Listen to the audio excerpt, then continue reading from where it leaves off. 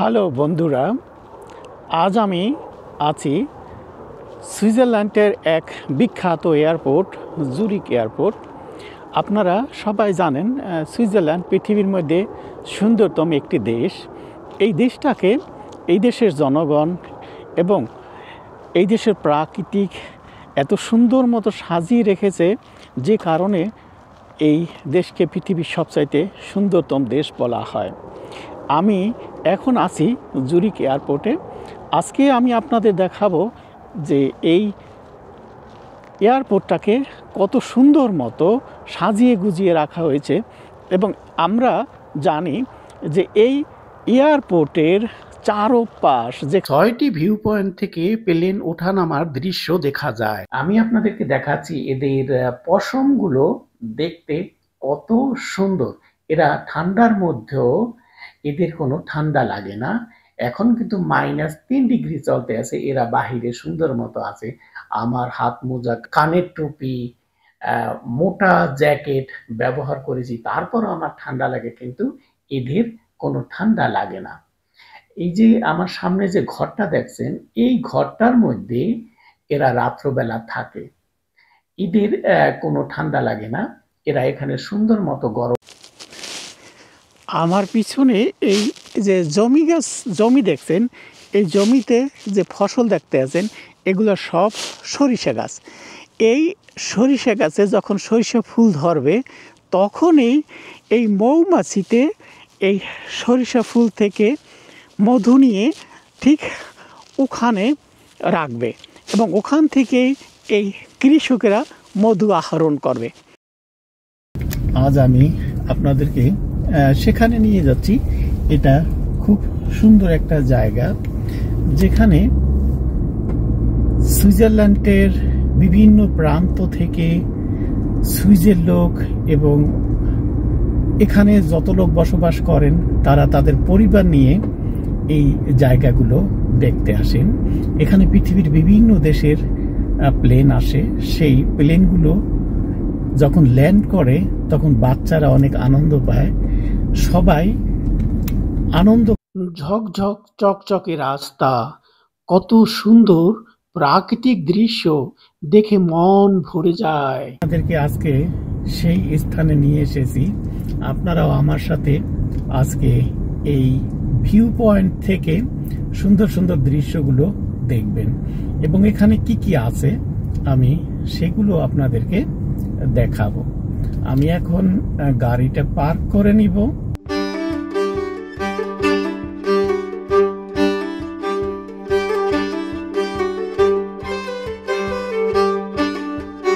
গাড়ি পার্ক করলাম। এখন পায়ে হেঁটে আস্তে আস্তে সামন দিকে গিয়ে সেই ভিউ পয়েন্টগুলো দেখব। বন্ধুরা, আজকে 16ই ডিসেম্বর আমি জুরিক এয়ারপোর্টের পশ্চিম পাশে আছি, যেখানে ভিউ পয়েন্ট নাম্বার 1। এখানে থেকে সমস্ত প্লেনগুলো দেখা যায় যে কিভাবে এখান থেকে তারা ল্যান্ড করে, এবং এটাই ল্যান্ড করার জায়গা। এখান থেকে সুন্দর মতো দেখা যায় যে কোন কোন প্লেনগুলো ল্যান্ড করে, এবং একেবারে মাথার উপর দিয়ে সেই প্লেনগুলো ল্যান্ড করে, যেগুলো দেখতে খুবই সুন্দর লাগে এবং অবাস্তব। যে কারণে এখানে প্রতিদিন হাজার হাজার দর্শক আসেন এই জায়গাটা দেখার জন্য। আমি আপনাদেরকে সেই জায়গাটা দেখাচ্ছি। আজকে 16ই ডিসেম্বর, অনেক ঠান্ডা, এখানে অনেক ঠান্ডা। আমি ভেবেছিলাম যে এখানে ঠান্ডা সম্ভবত আজকে কম, কারণ খুব সুন্দর রৌদ্র, আকাশ পরিষ্কার, কিন্তু তার ভিতরেও অনেক ঠান্ডা। এখন একটা প্লেন আসছে, আমি আপনাদেরকে দেখাচ্ছি। সেই প্লেনটা এখন এখান থেকে ল্যান্ড করবে।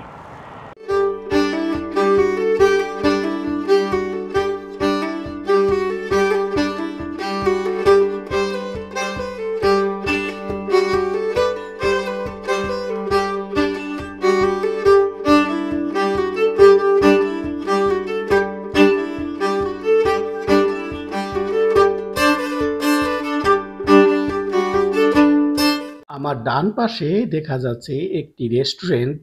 এখানে অনেক মজাদার খাবার পাওয়া যায়।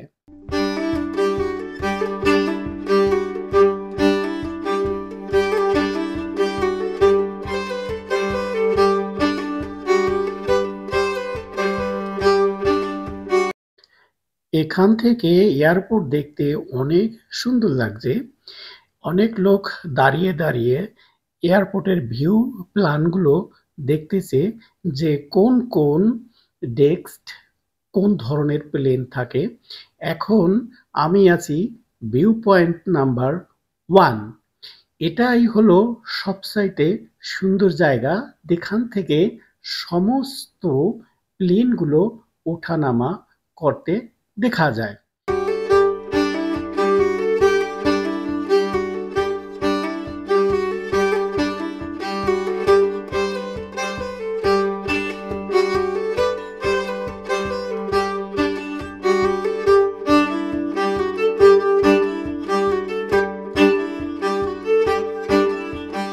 এখান থেকে দিগন্তটা অনেক সুন্দর দেখা যাচ্ছে। আকাশে মেঘের ভেলা, কালো কালো মেঘ, কতই না সুন্দর সবুজ আকাশ, ফাঁকা আকাশ। খুব ভালো লাগছে আজকের এই দিনটি।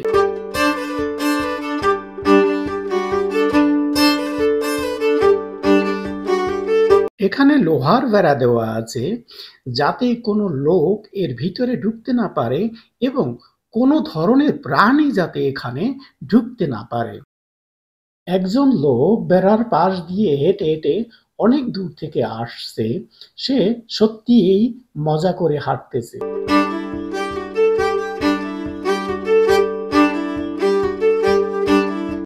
লোহার বেড়াগুলো দেখতে অনেক সুন্দর লাগছে। আমারও মন চাচ্ছে একটু লোহার বেড়ার পাশ দিয়ে হাঁটি, সামনে দেখি আরো কি দেখা যাচ্ছে।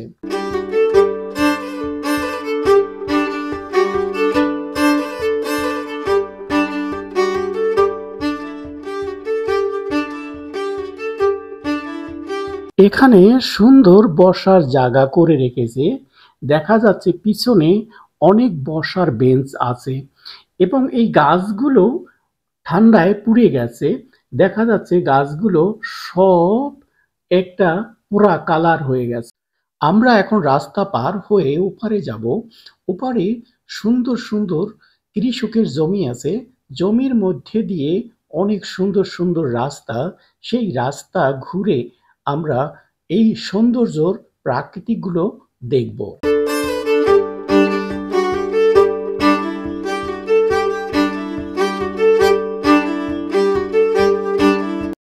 সাবধানে রাস্তা পার হতে হবে, কারণ এখান দিয়ে অনেক গাড়ি আসা যাওয়া করে।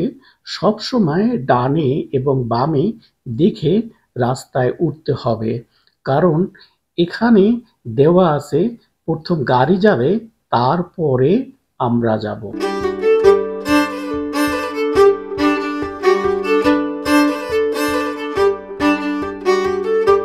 এখানকার ভিউটা দেখতে অসাধারণ লাগছে। এতই সুন্দর লাগছে, খুবই মনোমুগ্ধ। আমার কাছে মনে হয় আমি এখানে বসে থাকি।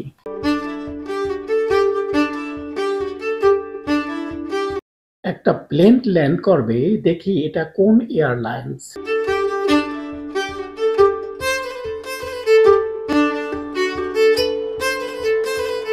এটা ব্রিটিশ এয়ারলাইন্স।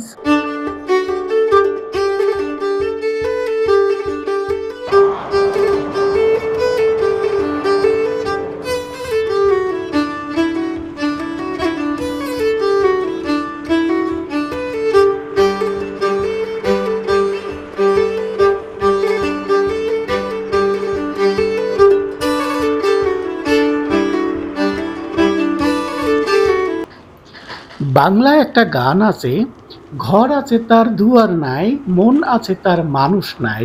ঠিক তেমনি আজকে আমি আপনাদের একটা দোকান দেখাবো, যেই দোকানের সমস্ত সব কিছু মাল আছে বিক্রি করার জন্য, কিন্তু মালিক নেই।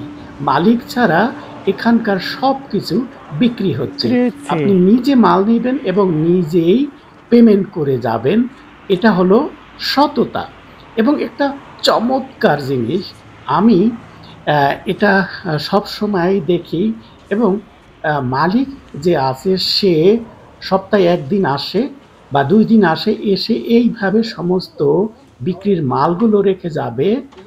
পরে সে আবার টাকাগুলো এখান থেকে বুঝে নেবে। এখানে উপরে প্রাইস দেওয়া আছে, সেই প্রাইস অনুসারে মাল কিনে নিতে হবে। এখানে দেওয়া আছে গ্রাতিস। গ্রাতিস মানে হলো আপনি ফ্রি পয়সায়ও এটা নিতে পারবেন। আহা! কি সুন্দর দৃশ্য! দেখে মন জুড়ে যায়। যেদিকে তাকাই শুধু দিগন্ত আর দিগন্ত। কি সুন্দর সুন্দর মেঘের ভেলা, স্বচ্ছ আবহাওয়া, কত সুন্দর রাস্তা।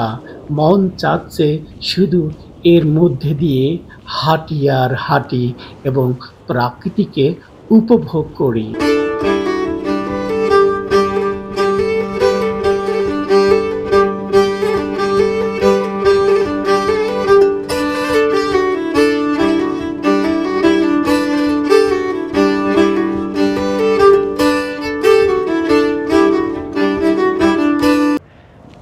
বন্ধুরা, আমি এখন আছি এয়ারপোর্ট থেকে একটু বাহিরে।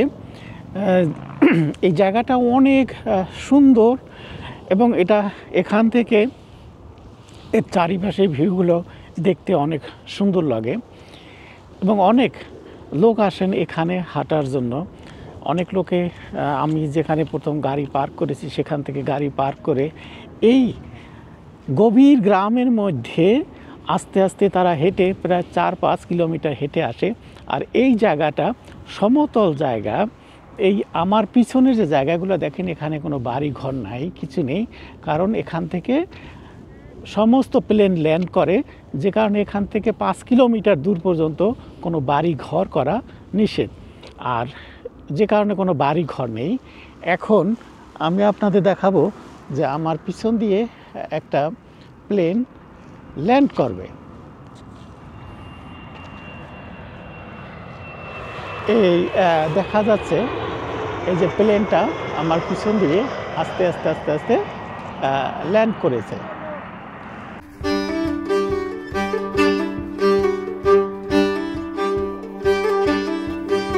ইউরোপের কোনো ফুলে যেমন ঘ্রাণ নাই, ঠিক তেমনি আবহাওয়ার কথাও কেউ বলতে পারবে না যে কখন কি হবে। ১৫ মিনিট আগে খুব সুন্দর আবহাওয়া ছিল। এই ১৫ মিনিটের মধ্যে সমস্ত আকাশ মেঘাচ্ছন্ন হয়ে গেছে এবং অনেক ঠান্ডা।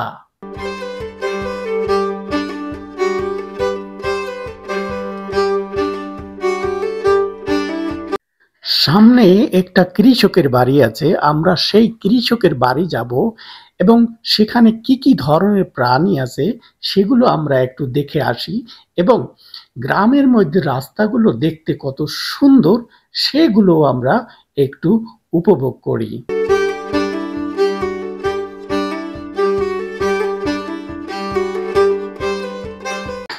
বন্ধুরা আমার, বলে রাখা ভালো, সুইজারল্যান্ডের যারা কৃষক তারা কিন্তু অনেক ধনী এবং তাদের সব ক্ষেত্রে অগ্রাধিকার দেওয়া হয়। তারা ব্যাংকে জব করে, তারা ভালো ভালো অফিসে জব করে, তারা রাজনীতি করে। সুইজারল্যান্ডে রাজনীতি করতে হলে তাদের অবশ্যই কৃষক হতে হবে এবং কৃষকের সম্পর্কে তাদের অনেক কিছু জানতে হবে। আমার কান পুড়ে যাচ্ছে, হাত মোজা লাগানো আছে, তারপরও হাত পুড়ে যাচ্ছে, এত ঠান্ডা। বন্ধুরা আমার, এখন আমরা কৃষকের বাড়ি যাব, সেখান দিয়ে দেখে আসব যে ওখানে এখন কি কি ধরনের প্রাণী আছে এবং এখানকার কৃষকরা কিভাবে জীবনযাপন করে আমরা দেখে আসব। এখানে সুন্দর সুন্দর চাষ করার জমি আছে। কৃষকরা এই জমিগুলো চাষ করে। এখন শীতের সময় যে কারণে শস্য দেখা যাচ্ছে না, শস্যর গাছ দেখা যাচ্ছে না, এগুলো দেখা যাবে আরও মার্চের সময়। এখন দেখা যাচ্ছে কালো মেঘের ভেলা, সমস্ত আকাশে সুন্দর রাস্তা। আমরা এখন আস্তে আস্তে কৃষকের বাড়ির কাছে চলে এসেছি। এখানে সত্যিকারেরই দেখার একটা সৌন্দর্য অন্যরকম। এখানকার কৃষকরা সবকিছু করে যে কথাগুলো আমি আগেই বলেছি। তারা গরু, ছাগল, ভেড়া, উট পাখি এবং আরো বিভিন্ন জাতের প্রাণী তারা পালন করে। এই গ্রামের মধ্যে এই কৃষক খুব একজন স্পেশাল কৃষক। সে অনেক কিছুর চাষাবাদ করে এবং এখানে তার বাড়ির সামনে সে লোহার পাত দিয়ে সুন্দর গরু বানিয়ে রেখেছে এবং দেখাচ্ছে যে এখানে তার মেয়ে গরু নিয়ে রাস্তায় যাচ্ছে। এক গরুর আর এক গরুর পিছনে ঘন্টা বাজিয়ে টাডাং টাডাং করে তারা যাচ্ছে। অসাধারণ লাগছে দেখতে।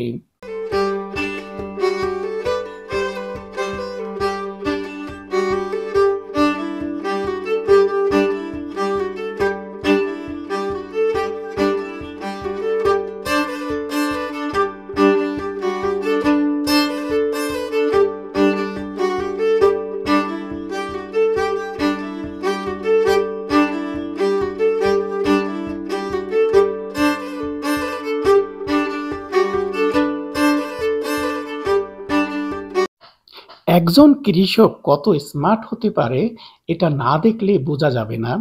আজকের কৃষককে আপনারা দেখে সত্যিকারের বুঝতে পারবেন যে তারা কত স্মার্ট।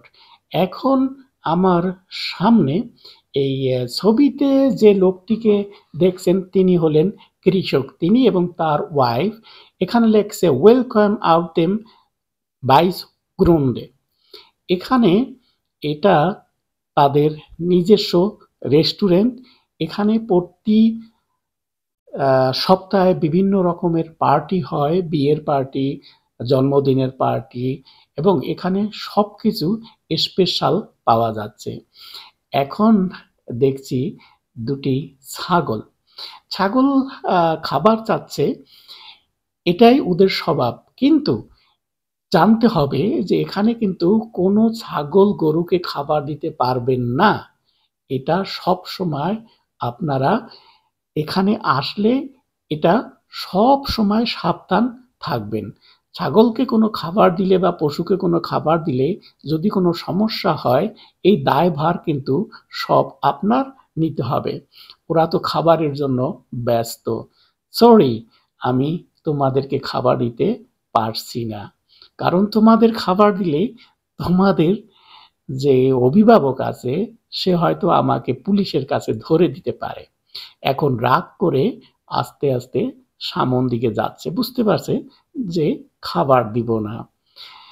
হ্যাঁ, অনেক সুন্দর লাগলো। এখন এখানে যে কাঠের ঘরটা দেখা যাচ্ছে হোপ বিজেন গ্রুন্ড, এটা একটা রেস্টুরেন্ট। এটার পিছনে অনেক বড় হল। সেই হলের মধ্যে বিভিন্ন ধরনের পার্টি করা হয় এবং এই কৃষক যত মাংস এখানে খাওয়াবে সে সমস্ত মাংস ফ্রেশ খাওয়াবে। এখানে উট পাখি আছে, সেই উট পাখির মাংস এখানে খাওয়ানো হয়। এখানে গরুর মাংস তাও সুন্দর মতো তাদেরকে খাওয়ানো হয়।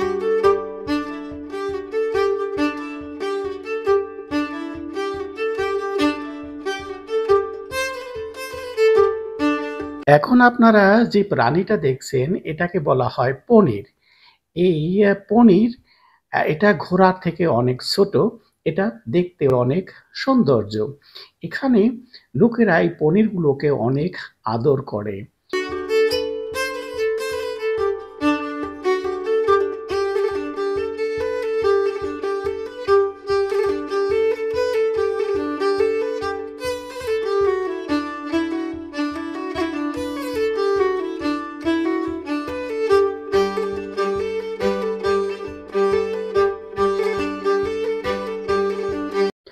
পনিরের ঘরটা দেখতে কতই সুন্দর, সরু।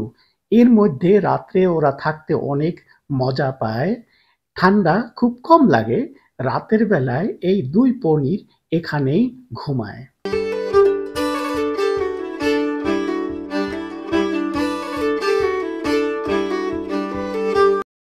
কত সুন্দর কিউট গরুর বাচ্চা, এগুলো দেখতে অনেক সুন্দর লাগছে।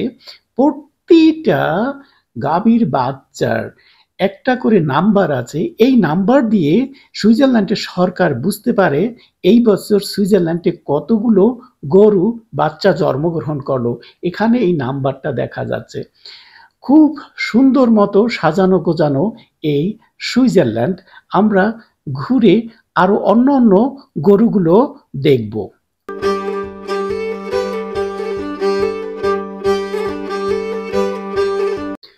গরুগুলো খুব মজা করে তাদের খাবার খাচ্ছে। এখানে দেখা যাচ্ছে এই ঘাসগুলো শুকনো, ছোট ছোট করে কাটা ঘাস। এমন ভাবে এটাকে ফিনিশিং দেওয়া হয়েছে, প্রতিটা গরু খেতে অনেক পছন্দ করে।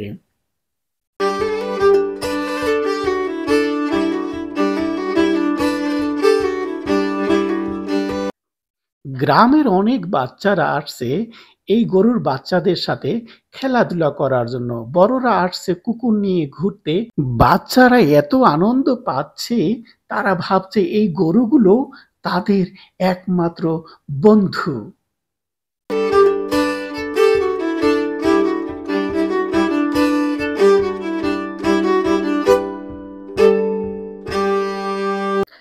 গরুগুলো আমার সাথে বন্ধু করার জন্য আমার কাছে চলে আসছে এবং বারে বারে আমার ক্যামেরাকে চাটা দেওয়ার জন্য চেষ্টা করিতেছে। সুন্দর একটি ঘোড়া নিয়ে এক মহিলা যাচ্ছে, খুবই সুন্দর লাগছে দেখতে।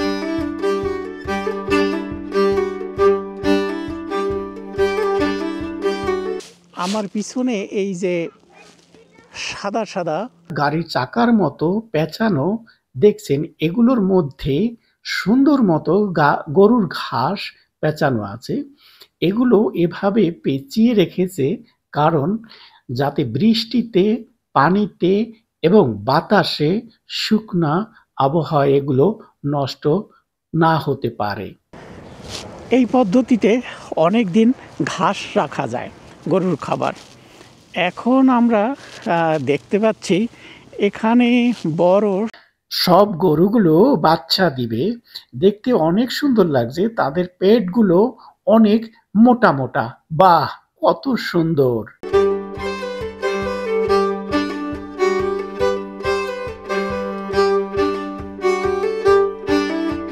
এখানে মৌমাছির চাষ করা হয়। এই মৌমাছিগুলো বক্সের মধ্যে রাখা হয়েছে যাতে এই ঠান্ডার মধ্যে তারা না মারা যায়।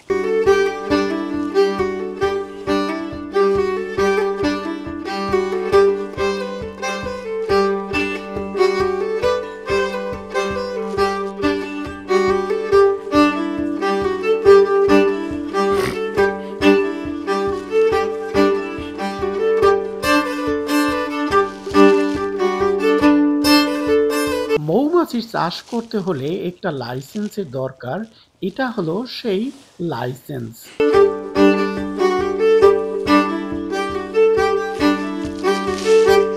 আমার পিছনে এই যে জমি দেখছেন, এই জমিতে যে ফসল দেখতে আছেন এগুলো সব সরিষা গাছ। এই সরিষা গাছে যখন সরিষা ফুল ধরবে তখনই এই মৌমাছিতে এই সরিষা ফুল থেকে মধু নিয়ে ঠিক ওখানে রাখবে এবং ওখান থেকেই এই কৃষকেরা মধু আহরণ করবে। এখন আমি দাঁড়িয়ে আছি জুরিক এয়ারপোর্ট পশ্চিম পাশে ভিউ নম্বর 3। এখানে ছোট্ট একটা টিলা আছে। এই টিলার উপরে দাঁড়িয়ে সমস্ত জায়গাগুলো এত সুন্দর মতো দেখা যায়, দুর্দান্ত, অসাধারণ। এখানে না আসলে বোঝাই যাবে না যে এই জায়গাটা সত্যিকারের কত সুন্দর। এখানে দাঁড়িয়ে সমস্ত সব কিছু দেখা যায় এবং এখানে অনেক অনেক লোক আসে অনেক সময় ভিডিও করার জন্য। আমার কাছে অসাধারণ লাগে।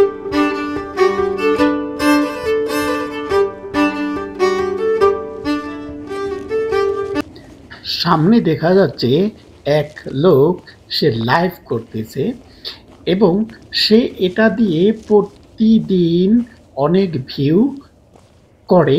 সে শুধু দেখায় এখান থেকে প্লেনগুলো কিভাবে নামতেছে এবং উঠতেছে। হ্যালো,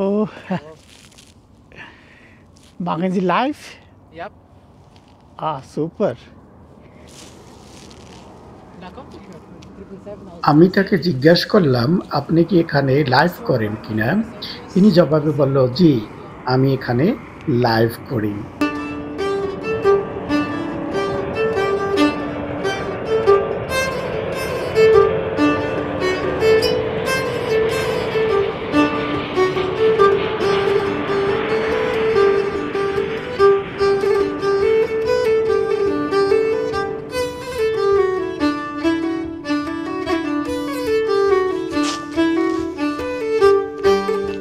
হ্যালো বন্ধুরা, আমি আছি এখন ভিউ পয়েন্ট নাম্বার 1।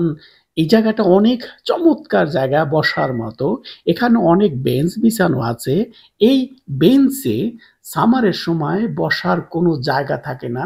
এর সামনে সমহর ফুলের, শুধু ফুল আর ফুল, রং বেরঙের ফুল দেখা যায়। এখন এই উইন্টারের সময়ও তারা সুন্দর সুন্দর ফুল দিয়ে রেখেছে। এগুলো দেখতে অনেক সুন্দর লাগে, মনোমুগ্ধ এক পরিবেশ, অকল্পনীয়, এটা ভাবাও যায় না। বন্ধুরা আমার, আমি এখন আপনাদেরকে দেখাবো, এখানে অটোমেটিক একটা টয়লেট দেওয়া আছে। যে টয়লেটের ভিতরে ঢোকার পরে, প্রস্রাব বা পায়খানা করার পরে আপনার কোনো ধোয়া লাগবে না বা কিছু করা লাগবে না। এটা অটোমেটিক সে সব কিছু পরিষ্কার করবে। আমি আপনাদেরকে এখন সেই টয়লেটটা দেখাবো। এই হলো সেই টয়লেট, আমি আপনাদেরকে দেখাচ্ছি। এখন আমরা দেখে নেব টয়লেটটা কিভাবে কাজ করে। এখানে দেওয়া আছে ফ্রাই, মানে টয়লেট ফ্রি, এবং এখানে একটা সবুজ চিহ্ন দেওয়া আছে। এই সবুজ চিহ্নতে চাপ দেওয়ার সাথে সাথে দরজাটা খুলে যাবে, আপনি ভিতরে ঢুকে পড়বেন।